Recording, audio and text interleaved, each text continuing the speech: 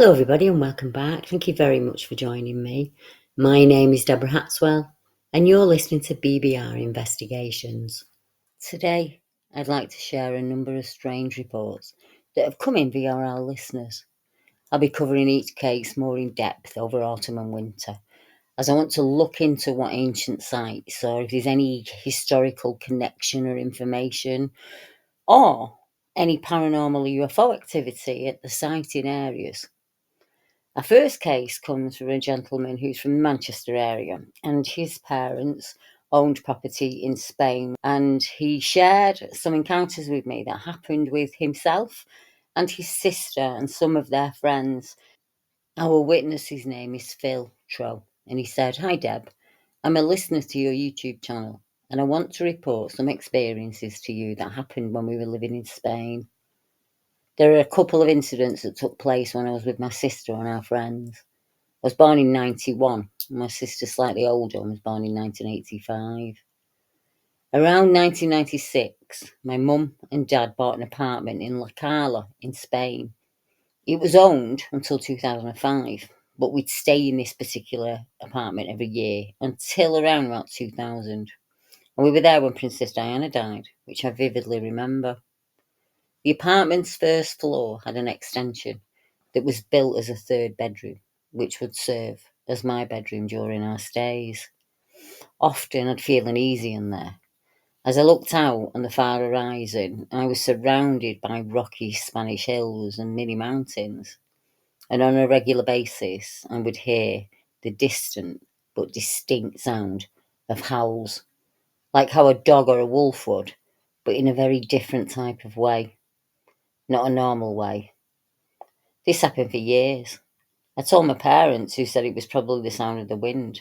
However, in my 33 years, I've never heard any sort of distinctive wind that made a noise like this, ever. It was howling. I'd often feel uncomfortable in this apartment.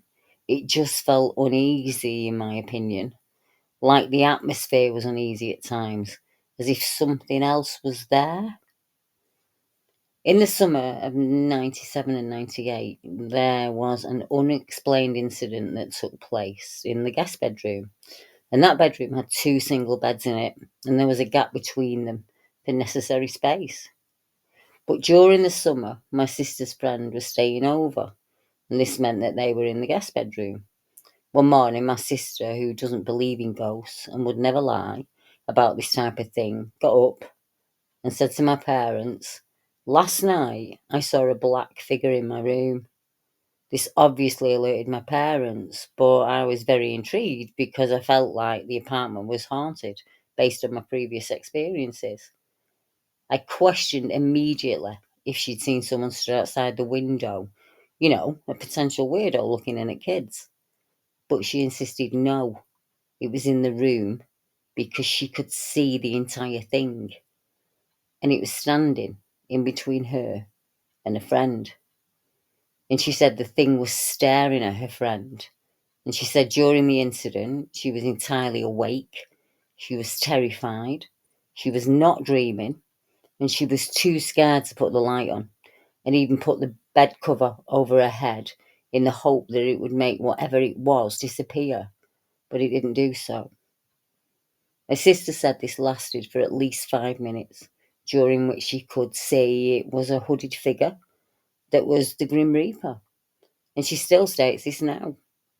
She doesn't believe in ghosts. She isn't interested in the paranormal at all, and she wouldn't lie. She still insists that she saw the Grim Reaper. On another occasion, in 2002, I had some friends around, and they experienced this with me.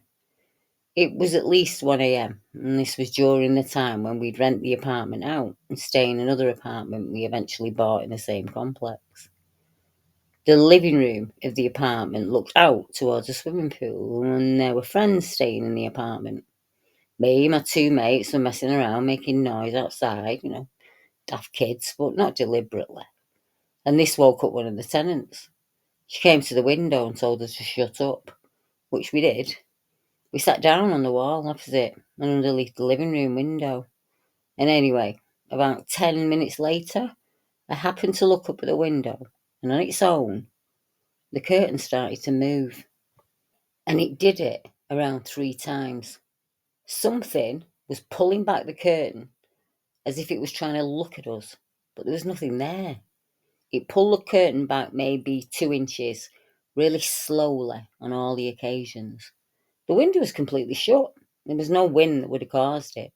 I'd like to thank Peter for, allowing me to share his experiences with you and the experience of his sister.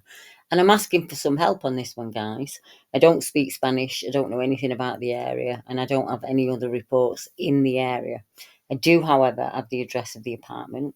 If you would be interested in helping me out and doing some online research and seeing if you can come up with any possible connection to the howling in the hillside, the Grim Reaper type figure, and the strange activity with the curtain. What was on the land before these apartments were made? Was it the apartments being made that have disturbed something ancient there? And that's why we have this activity. And the children are seeing it because, as we know, children are far more accepting of any form of activity outside of the norm. So, as I say, I'm looking for any help that you'd be kind enough to offer in my way. I have some photographs of the apartment. Peter did give me some more information, and I'm going to put that together in one single video and put it out because there's a decent amount of information in there, and I think there's enough that we could look into this as a case. I just can't do it on my own, can't do everything. So let's look at the next case that's coming. And I think we'll do the same thing. I'd really like some help on it. A part of the account takes place in Exmoor, and then the other part takes place in Italy, which is a place I have no knowledge of.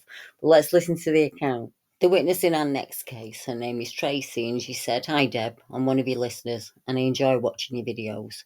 My name's Tracy, and I'm the person who had an encounter with something strange on Exmoor last summer, 2023.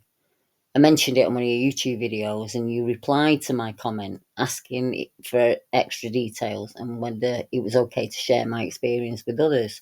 I'll gladly share with you what you need to know and provide an exact location. I've included images and an account in Italy also. I had that one several years earlier. Just let me know what you'd like to know and I'll help you. I want to find answers for myself. The reason I found you on YouTube is because I'm researching for more information on the UK Bigfoot, any sightings or anything like that, and I want to write a book about them in a supernatural way. Both encounters really affected me, and they're hard to shake off. I also have this feeling I'm going to have another experience at some point, and that freaks me out a bit, especially as the two experiences I've had didn't sound friendly at all. I currently live in Cornwall, in a small town not far from Bude. I walk my dog every morning along a track by a stream, and sometimes I have this strange feeling of being watched in the same spot. But I never see anything when I look. I even wrote a poem about that sensation, as it had a strong effect on me, and I can feel something watching me when I'm there. The place I walk is a wooded area, but not one that is dense or thick, to walk through. Although one end of the walk takes you into a more rural setting, the start of the walk begins from a car park on the edge of town. I've lived here since October 2023, and I noticed a structure in the woods, and I presume kids had made it, as it looked like a den. But sometimes I notice that new branches or twigs are added. It changes often, and I've asked a few other dog walkers what it was, and if they knew who built it or added to it or changed it. Maybe they had, seen someone around when they were in the woods. To now, no one knows anything about it.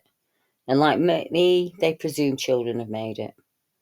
Although I've not seen any children so far playing in or around it. Also, I noticed some trees have been down a lot recently. More so since last year.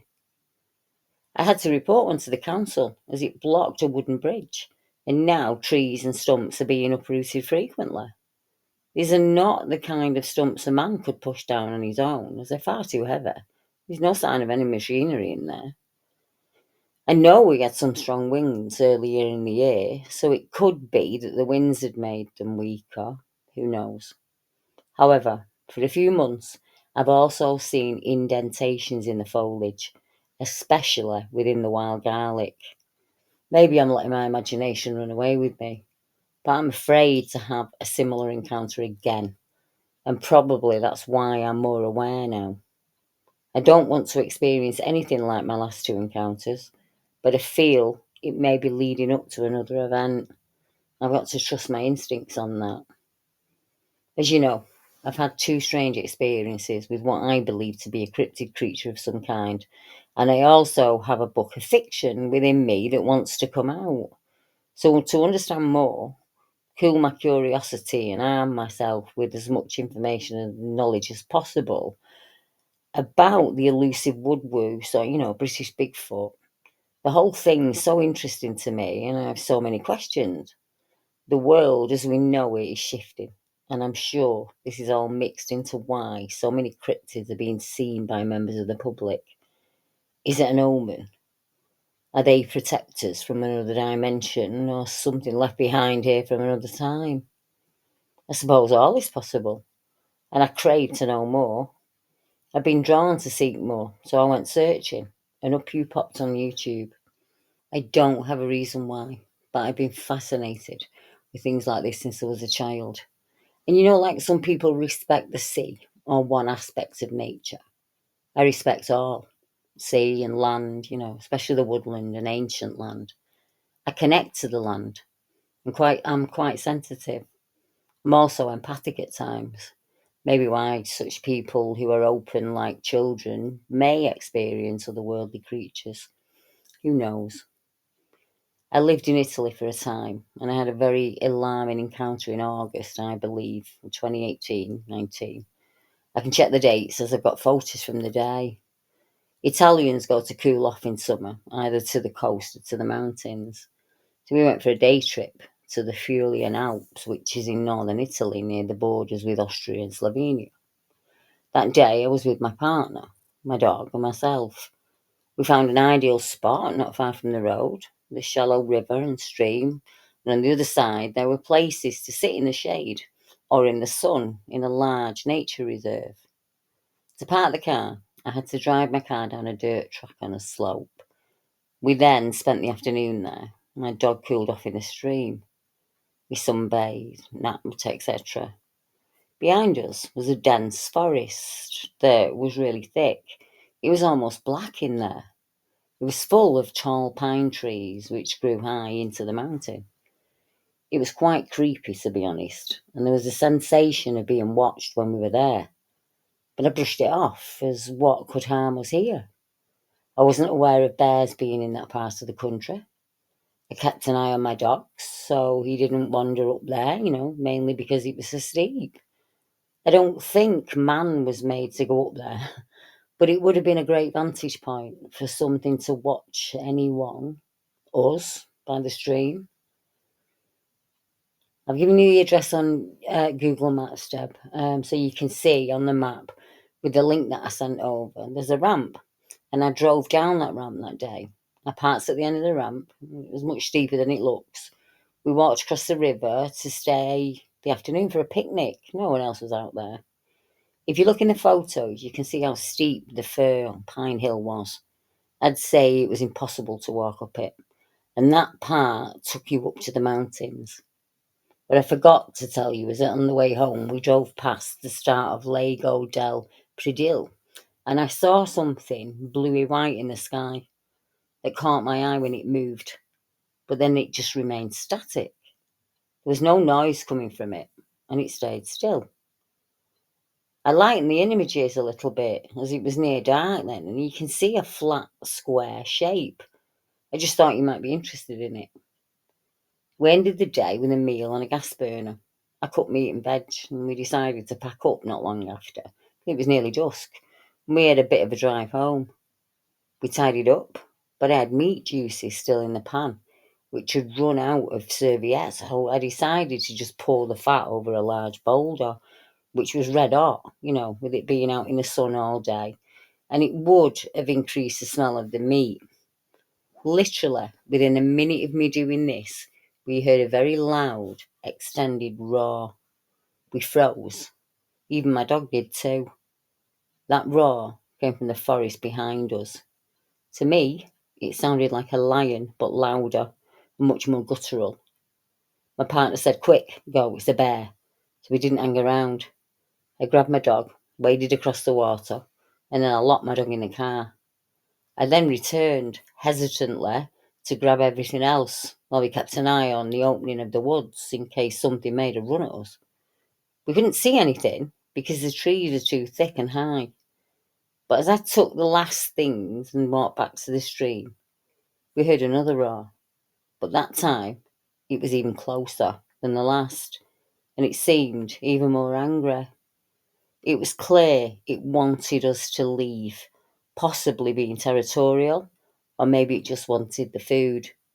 To me, it was no bear, it wasn't a deer, and lynx, or a wild boar. It was so loud and reverberated around the valley, and I sensed it definitely wanted its presence felt. We rushed to the car, threw everything in, and went to set off, but we couldn't. The slope was too steep. I nearly burnt the clutch trying to get up. We got out of the car warily. I asked my ex to push the car. He put sticks and branches down to give us a leverage, while I went to get back in the car to drive. It was almost dark, and just as I went to get in the car, we heard the creature roar and grunt. That time, it seemed so near, but we just couldn't see it. There was a lot of shadows that didn't help, and it was still on the other side of the water. It was so scary. My ex-partner refused to get out of the car again. We were losing light and stuck.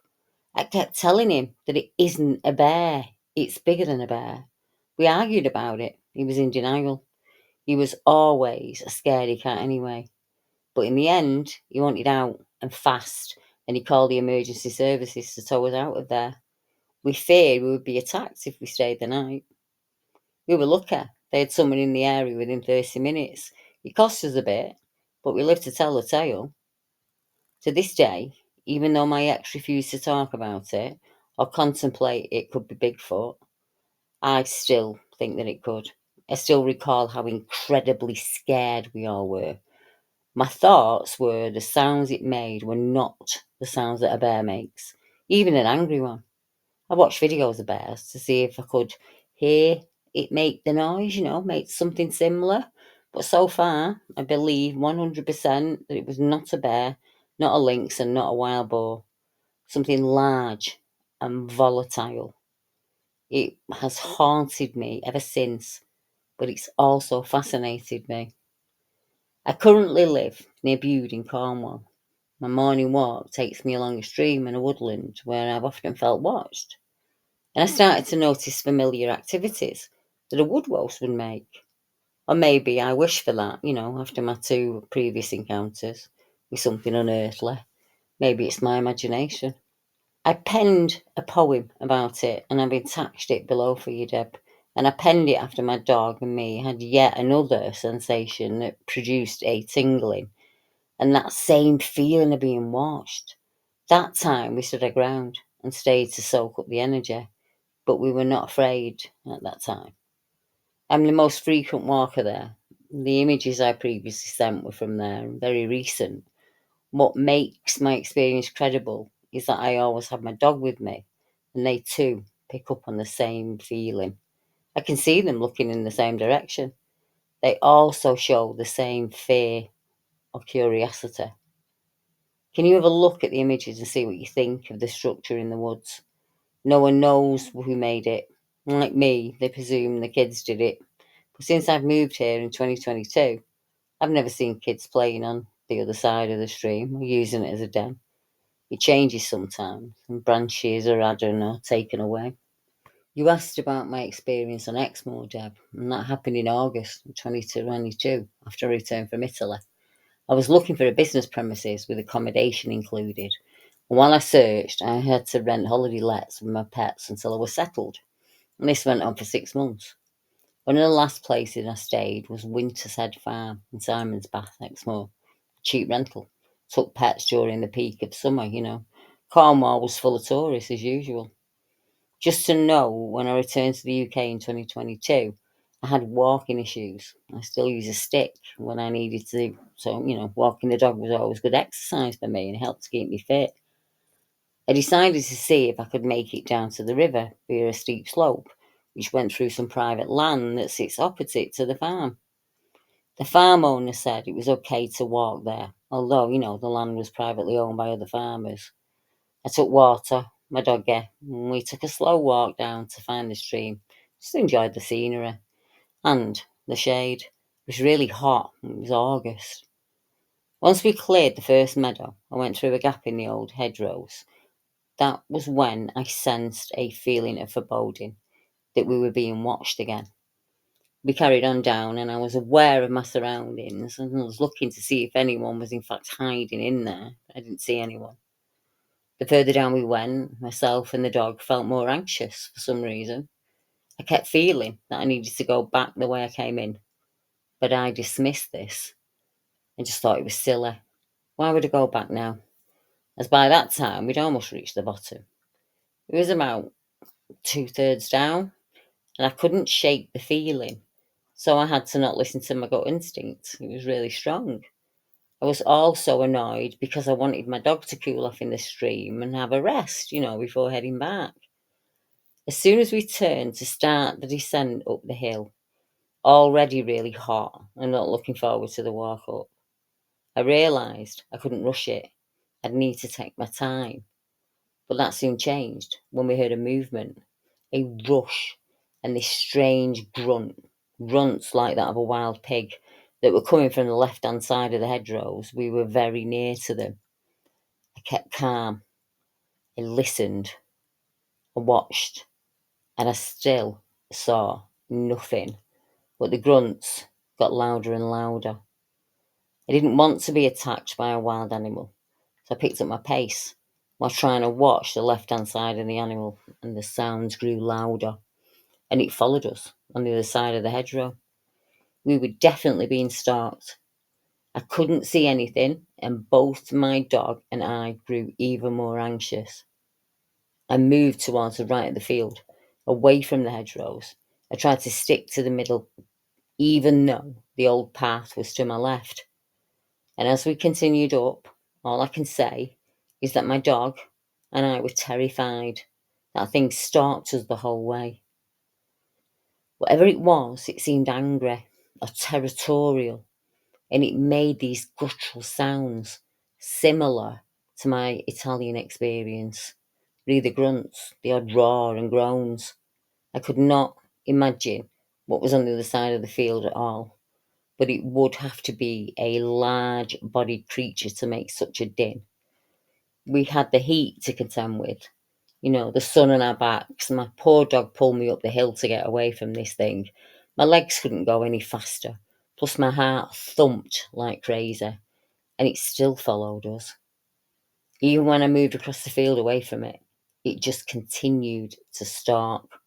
It was only when we were about a third of the way up the field that this thing started to calm down and became less verbal. I think that was when I breathed properly again. Once we reached the top, I saw nothing, and I was aware that it had left. We both collapsed on the grass, and we were shattered. Not knowing what was on the other side was the scariest part, and the way it behaved towards us. I could hear it as it stalked us, and it ran on all fours to hide from us, because if it ran on two legs, I feel I may have seen its head, although I'm not sure if there was a steep drop on that side. All the fields are on slopes there.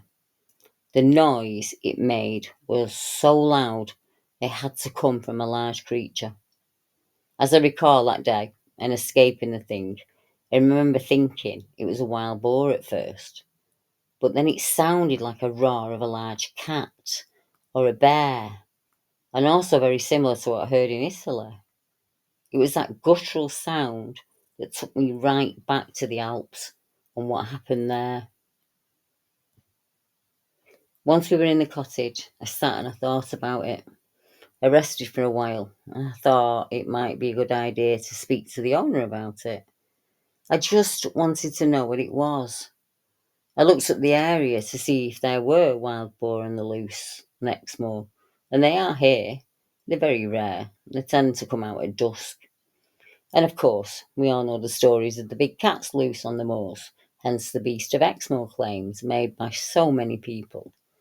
If it was a big cat, then it had to be a male lion in its prime. And we don't have bears in the UK, so it couldn't be a bear. I thought I'd call it a wild boar when I spoke to the owner, so the owner didn't think I was mad if I talked about lions and bears.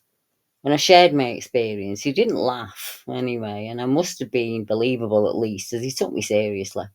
But he denied that there were wild boar there.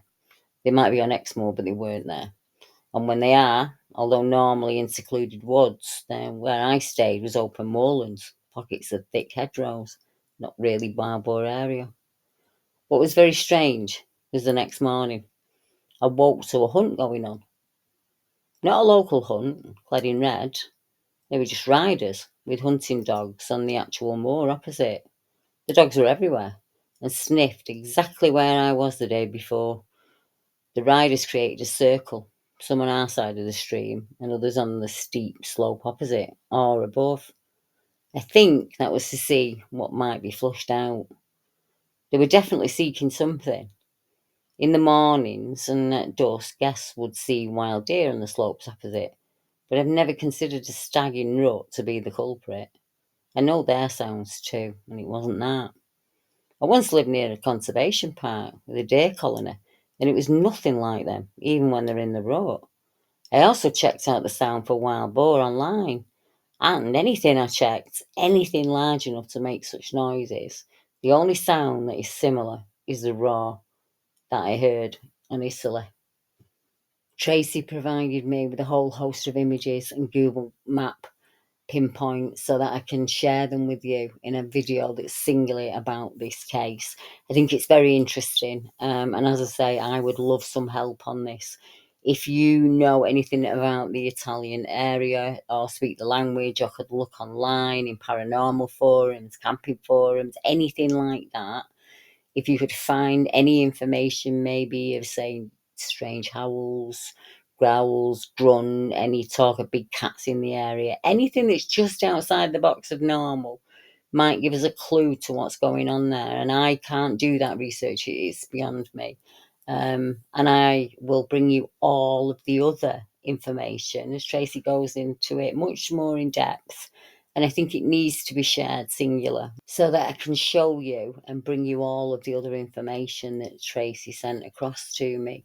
Now, there is a very strange report, let me just find it, by a chap called Bozo Rodovics.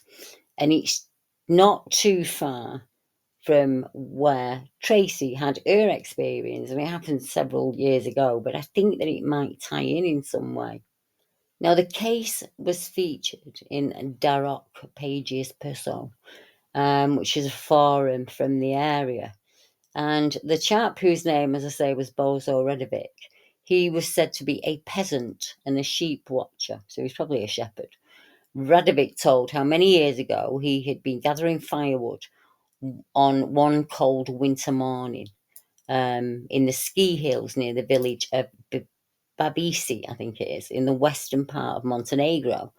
While he was doing so, he noticed huge tracks which reminded him of human footprints, but they were much wider than them. He was immediately stunned by the thought of how someone could walk around barefoot in such harsh winter coldness. He decided to follow the footprints, and so, after about 15 minutes of walking, he stopped before a cave in which the tracks entered. When he stepped inside, he was paralysed, for there was a large, muscular man-like beast with long arms, covered in long hair, standing in the middle of a cave. Radovic was so shocked that he started spluttering and coughing, making a very loud noise. In fact, such a loud noise that the strange creature jumped and hurled out of the cave, climbing the stones nearby, and was out of sight within seconds. This fast movement of the beast sent chills down the spine of Radovic. He felt that he was at threat. He could not believe how anyone could move so quickly and climb uphill like the wild sheep. Radovic was thankful that he never saw the creature again, and there were no other reports in that area or regions around. I wonder if there's a connection in any way to Tracy's experience. Like I say, if you want to help me investigate that case, please get in touch. You'll find my email address in the link below. My next case tonight happened to Andy, my friend in the paranormal world. He was on the show a few weeks back. He was a chap that saw a Japanese gentleman at Croydon Station. He had an experience not far from Box Hill, and he said, I had your podcast on there the other day, and you were talking about haunted roads, Deb. Absolutely brilliant podcast, as always.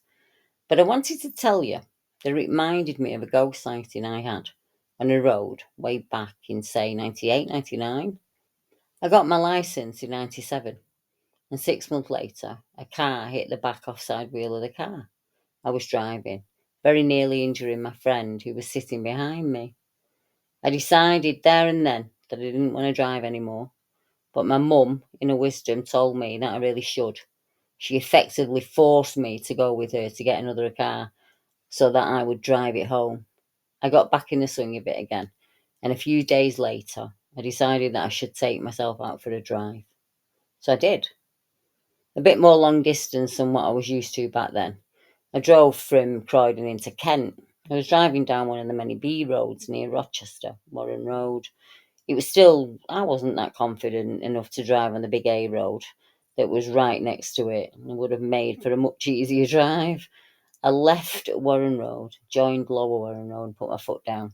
I went under that A road, the A229, and onto Rochester Road.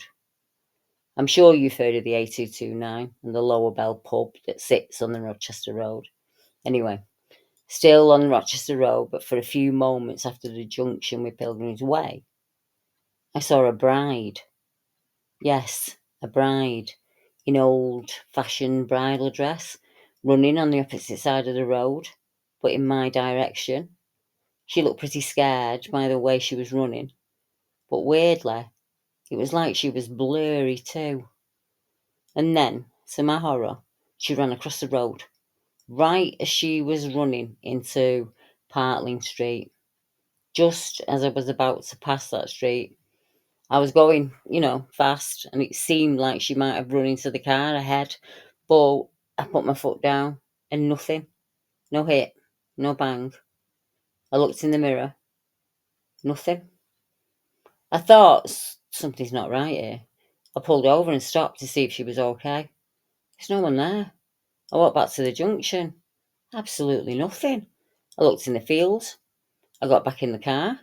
I reversed up and down. She'd completely gone. I even checked the car, thinking there may be something on it. There was nothing. I couldn't explain it. I only told a few friends. Most of them said I was seeing things, the usual. But a couple of them said, ooh, maybe you saw a ghost. And to be honest, that was when the only logical explanation that seemed to fit, even to my mind, back then. I never knew until a good 18 or 20 years later, while doing a bit of investigation into any ghost stories in Rochester, that there was a fatal car crash on the old A229 very near the Lower Bell pub. One of the victims was a young woman said to get married the next day, I believe. Apparently, sightings of the ghost have been reported on the roadside next to the pub of a woman in white. And according to Wikipedia, the ghost is so real looking that people have stopped to give her a lift. My sighting was only half a mile from there. Could it have been the same person? I wonder. Well, I went and checked out the archives to see if I could find the story that Andy was talking about, and I did actually find it. In the Kent online publication, there is an article titled The True Story Behind the Bluebell Hill Ghost, and it was written on the 22nd of October 2019. And it said, the main road linking Medway and Maidstone has been the topic of many ghostly sightings over the years, and it all started back in 1965. On November the 19th of that year, Suzanne Brown and her two friends tragically died in a car crash. The 24-year-old was returning from a hen night when her Ford Cortina spun out of control on the A229, colliding with a Jaguar heading the other way. Susan was due to marry RAF technician Brian Wetton the following day. Despite a common belief that she died on the road, it was actually her friend, Judith Lingham, who passed away there. Miss Brown and Patricia Ferguson died a few days later in Maidstone Hospital. But the tragedy has also left a mysterious legacy, with unexplained visions being reported throughout the 1960s and 70s at the site, although ghostly sightings there are said to date back even further to the 1930s. A lady named Sonia Roseman, a filmmaker, released a drama entitled The Ghost of Bluebell Hill in 2014. The 39-year-old from Rochester said, "I think it frightens people way too much to talk about what goes on here, but there are still things that are going on." When it was the 50th anniversary, a paranormal team picked up some very weird stuff. They had a device that meant you could hear the ghosts, and it picked up some voices, and they were screaming and shouting for help. I think the whole place is tragic, and there's such a bad feeling there. There were a lot of people who didn't want me to make the film because they were worried that something would happen to me. They are that superstitious about it. As we went to do the filming, there'd been a motor crash just days before, so it's still going on. When I was researching, I put pictures up in my kitchen, and just days later, my flat burnt down, but the pictures weren't destroyed. I thought, I've got to make this film. That road is just really eerie. It's nasty. The whole place has a bad karma about it. In 1972, Bob Vanderpeer said he gave a lift to a girl on the hill, only to later turn around and discover the hitchhiker had vanished in the back of the car. In 1971, James Skeen was driving home from work when a girl in her early 20s suddenly appeared in front of his car. He gave her a lift to Chatham. When she got there, she'd disappeared. There have also been stories of a girl who stares into the eyes of drivers as she steps out onto the road, unable to stop cars crashing into her. But when a driver checks to see if she's okay, she's completely vanished. I wonder if this has any connection to what Andy saw that day when he was driving. Absolutely spooky. Box Hill, the Medway, that area, is well known for cryptid reports, paranormal reports, UFO reports. I think it's something to do with the lay of the land down there and the energy. But you never know. So yeah, if you want to look into this case and see if you can find any female that could fit with what Andy saw dressed as a bride. I said to him myself, I don't think the odds of us finding another bride killed on that part of the road are very high, which could, narrows the possibilities that he saw the same ghost, but we don't know. And I'd love it if someone out there could have a rummage around in old newspaper articles or forums to see if they can come up with anything on that stretch of the road. So I'd like to say thank you for joining me tonight. Each of those stories I've brought to you, I will be bringing in a more in-depth, broader video. But I wanted to give you a quick taste of some of the cases that I'm working on at the moment and invite you to help me work on them. Your offers of help are always valuable and I highly appreciate them. Another way that you could help out here at BBR is to share one of my videos. Click like, make a comment, leave it on and go and do the pots or clean the car or whatever. It really helps with the algorithms. And I will continue to work. I've got some cracking cases for you coming up. I've got one that was supplied by Jane, and it's a strange black figure. And then we've also got a shadow figure at Trant Country Park. That's a shapeshifter.